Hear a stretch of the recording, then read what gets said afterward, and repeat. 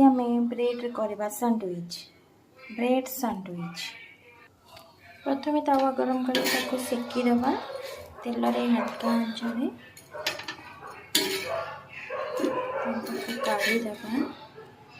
तापर आम से फ्रूट्स मिसेबा आमर बनाना आउ अनार मिक्स करके करवा।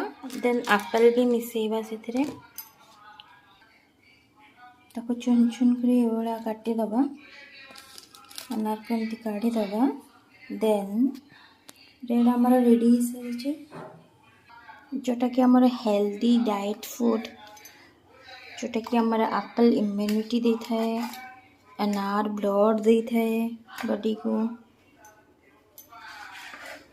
बनाना फैट पड़े थाए। तो फास्ट ए जाम इंटरेस्टेड थे जाम लगे